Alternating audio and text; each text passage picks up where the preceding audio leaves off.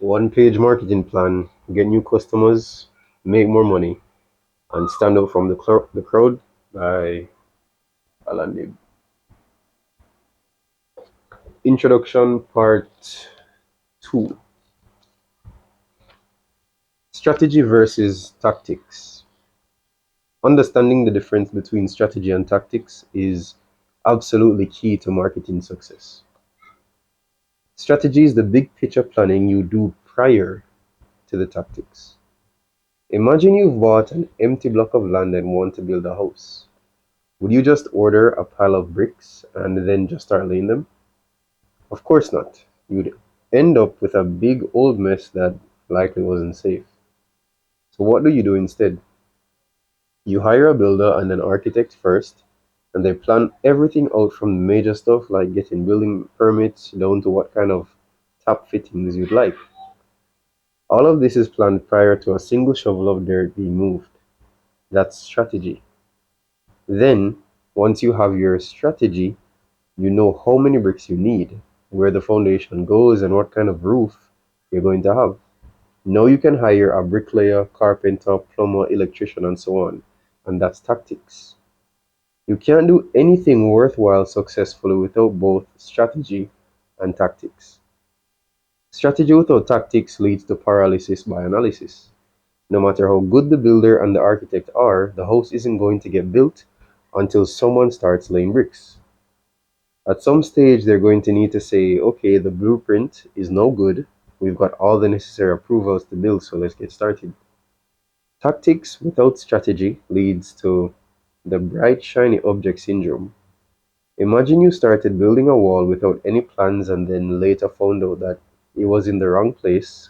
So you start pouring the foundation and then you find out it's not right for this type of house. So you start excavating the area where you want the pool, but this isn't right either. This clearly isn't going to work. Yet this is exactly how many business owners do marketing. They string together a bunch of random tactics in the hope that what they're doing will lead to a customer. They walk up a website without much thought and it ends up being an online version of their brochure, or they start promoting on social media because they heard that's the latest thing and so on. You need both strategy and tactics to be successful, but strategy must come first and it dictates the tactics you use. This is where your marketing plan comes in. Think of your marketing plan as the architect's blueprint for getting and retaining customers. I have a great product or service. Do I really need marketing? Many business owners fool themselves into thinking that if their product is excellent, the market will buy. While the concept, if you build it, they will come, makes a great movie plot, it's a terrible business strategy. It's a strategy that's expensive and comes with a high rate of failure. History is littered with technically superior products that commercially failed. Good, even great products are simply not enough. Marketing must be one of your major activities if you're to have business success. Ask yourself, when does a prospect find out how good your product or service is? The answer, of course, is when they buy. If they don't buy, they'll never know how good your products or services are. As Thomas Watson from IBM famously said, nothing happens until a sale is made. Therefore, we need to clearly understand an important concept. A good product or service is a customer retention tool. If we give our customers a great product or service experience, they'll buy more from us. They'll refer other people to us and they'll build up the brand through positive word of mouth. However, before customer retention, we need to think about customer acquisition, aka marketing. The most successful entrepreneurs always start with marketing. And how to kill your business. I'm about to reveal to you one of the easiest and most common ways to kill your business, in the earnest hope that you won't do it. It's absolutely the biggest mistake made by small business owners when it comes to marketing. It's a widespread problem, and it's at the heart of why most small business marketing fails. If you're a small business owner, you've no doubt given some thought to marketing and advertising. What approach are you going to take? What are you going to say in your advertising? The most common way small business owners decide on this is by looking at large, successful competitors in their industry and mimicking what they're doing.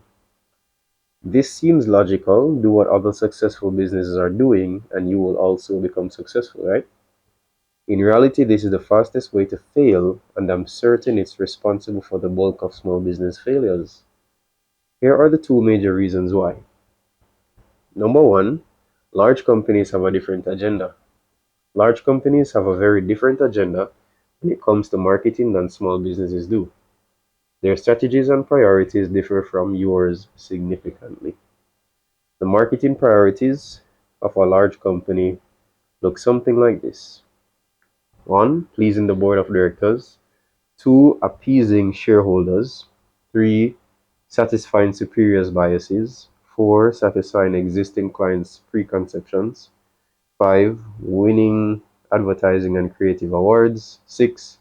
Getting buy-in from various committees and stakeholders. 7. Making a profit. The marketing priorities of a small business owner look something like this. 1. Making a profit. As you can see, there is a world of difference in the marketing priorities of small and large companies. So naturally, there would have to be a world of difference in strategy and execution. Number 2, large companies have a very different budget. Strategy changes with scale. This is very important to understand. Do you think someone investing in and building skyscrapers has a different property investment strategy than the average small property investor? Of course. Using the same strategy simply won't work on a small scale. You can't just build one floor for skyscraper and have a success. You need all 100 stories. If you have an advertising budget of $10 million and 3 years to get a profitable result, then you're going to use a very different strategy compared with someone needing to make a profit immediately with a $10,000 budget. Using a large company marketing strategy, your $10,000 is going to be a drop in the ocean. It will be totally wasted and ineffective because you're using the wrong strategy for the scale that you're operating at. Large company marketing.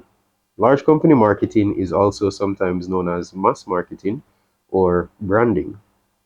The goal of this type of advertising is to remind customers and prospects about your brand as well as the products and services you offer. The idea is that the more times you run ads from your brand, the more likely people are to have this brand at the top of their consciousness when they go to make a purchasing decision. The vast majority of large company marketing falls into this category. If you've seen the ads from major brands such as Coca-Cola, Nike, and Apple, you'll have experienced mass marketing. This type of marketing is effective. However, it is very expensive to successfully pull off and takes a lot of time. It requires you to saturate various types of advertising media, such as broadcast, print, outdoor, and digital, on a very regular basis and over an extended period of time.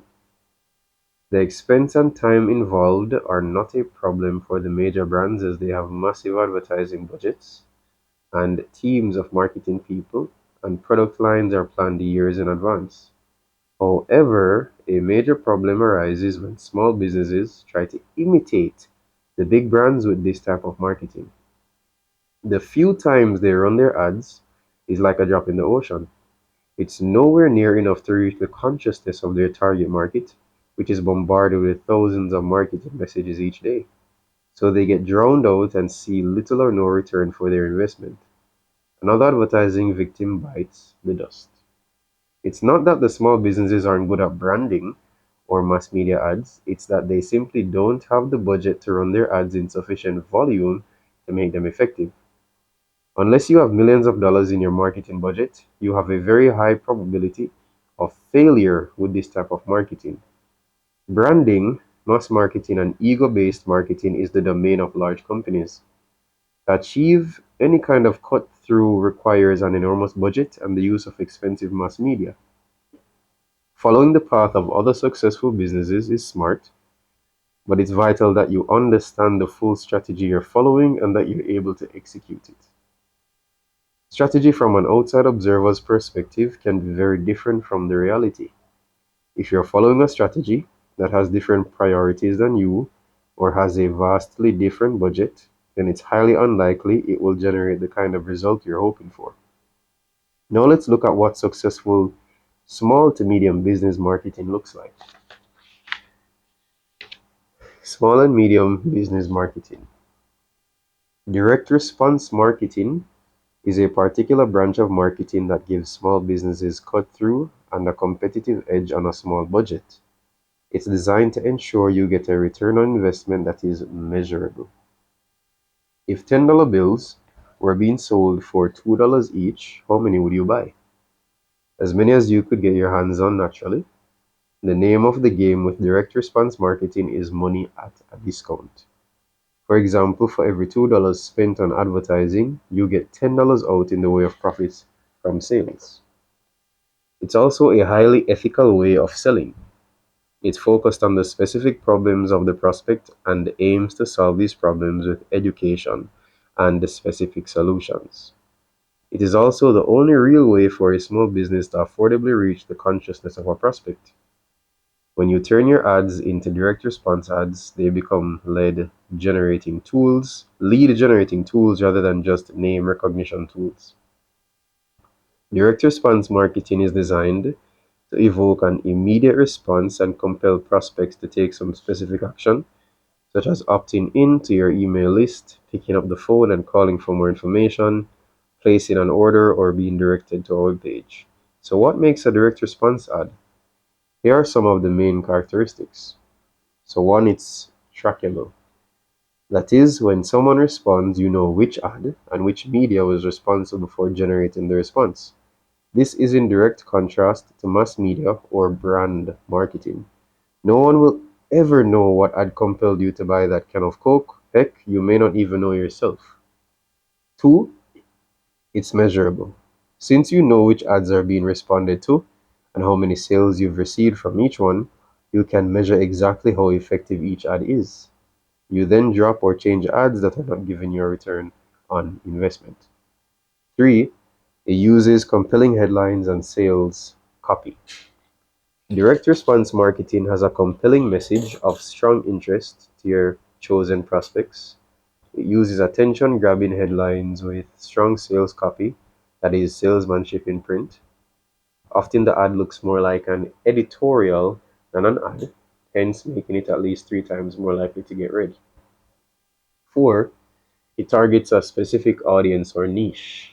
Prospects within specific verticals, geographic zones, or niche markets are targeted. The ad aims to appeal to a narrow target market. Five, it makes a specific offer. Usually, the ad makes a specific value-packed offer. Often, the aim is not necessarily to sell anything from the ad, but to simply get the prospect to take the next action, such as requesting a free resource. The offer focuses on the prospect rather than on the advertiser, and it talks about the prospect's interests, desires, fears, and frustrations. By contrast, mass media or brand marketing has a broad, one-size-fits-all marketing message and is focused on the advertiser. Six, it demands a response. Direct response advertising has a call to action, compelling the prospect to do something specific. It also includes a means of response and capture of these responses. Interested? High probability prospects have easy ways to respond, such as a phone number, an email address, or a landing page. When the prospect responds, as much of the person's contact information as possible is captured so that they can be contacted beyond the initial response. Seven, it includes multi-step short-term follow-up. In exchange for capturing the prospect's details, valuable education and information on the prospect's problem is offered. The information should carry with it a second irresistible offer tied to whatever next step you want the prospect to take, such as calling to schedule an appointment or coming into the showroom or store. Then, a series of follow-up touches via different media such as email, text message, postal mail, and phone are made, often there is a time or quantity limit on the offer. 8. It incorporates maintenance follow-up of unconverted leads.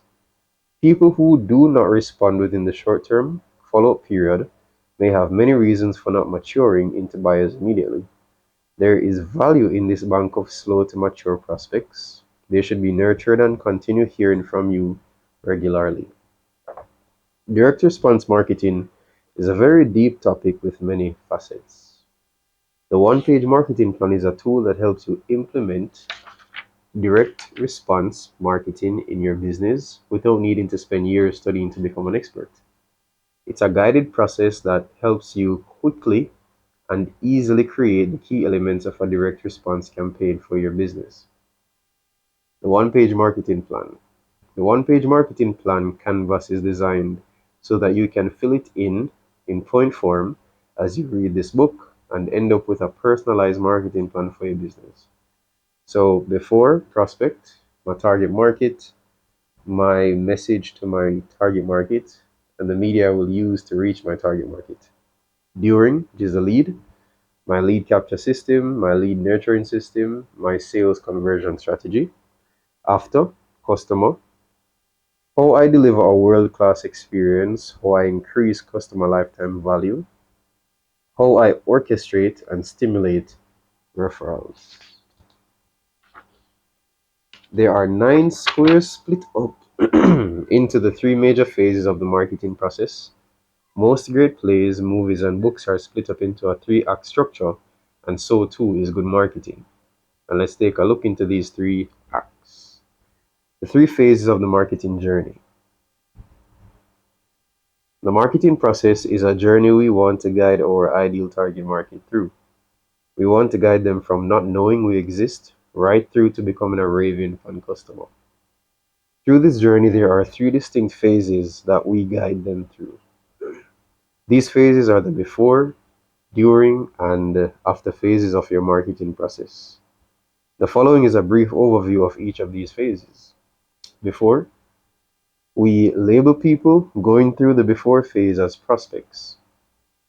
At the beginning of the before phase, prospects typically don't even know you exist. The successful completion of this phase results in the prospect knowing who you are and indicating interest. For example, Tom is a busy business owner and is frustrated that his data is scattered across multiple applications and software tools that are never in sync. He searches for a solution and comes across an ad with the headline, "Save hours of manual work. Effortlessly connect, share, and manage all your data." Tom clicks on the ad and is taken to a form where he must enter his email address in order to download a free white paper. Tom sees value in what it has to offer, so he enters his email address. During. We label people going through the during phase as leads. At the beginning of the during phase, leads have indicated some interest in your offer. The successful completion of this phase results in the prospect buying from you for the first time. For example, Tom gets a lot of value from the white paper he has downloaded. It has some genuinely good insights, and he's already started implementing some of the ideas from it. What's more, the company that wrote the white paper has been emailing him additional valuable tips and information. They offer Tom a free comprehensive audit of his systems. Tom takes them up on this offer. The audit is thorough and professional and reveals to Tom that his current systems are inefficient and error-prone. More concerningly, the audit reveals that some of Tom's business data is poorly secured and vulnerable to theft or attack. They offer to address all the issues identified during the audit at a heavily discounted rate. Tom takes them up on this offer. After, we label people in this phase as customers. Depending on what type of business you're in, this label could be customer, client, or patient. At the beginning of the after phase, customers have already given you money. The after phase never ends and, when executed correctly, results in a virtuous cycle where the customer buys from you repeatedly and is such a fan of your products or services that they consistently recommend you and introduce you to new prospects. For example, Tom is extremely impressed with the professionalism of the consultant who fixed his problems. The consultant was highly knowledgeable and explained everything to Tom in plain English. Importantly, he follows through on his company's promise of fixed first time or it's free. Someone from headquarters follows up with Tom the next day to ensure he's satisfied with the service he received. Tom indicates that he's very satisfied. During this follow-up call, Tom is offered a package where a qualified expert will proactively look after his systems for a fixed monthly fee. It also includes unlimited technical support, so if Tom is stuck at any time, he can call, chat, or email and get immediate help. Tom takes up this offer. The live support alone is of huge value to him, as he frequently gets frustrated with his IT system and loses productive time trying to figure out a fix.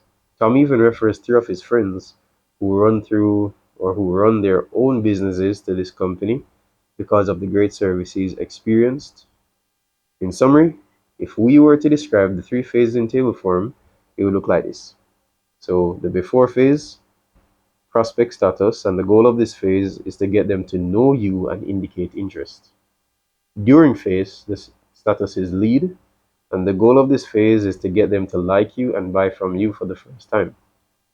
The after phase, status is customer. Goal of this phase to get them to trust you, buy from you regularly, and refer new business to you. Now that we've got a good bird's eye view of the overall structure, it's time to dive in and look in depth at each of the 9 squares that make up your one-page marketing.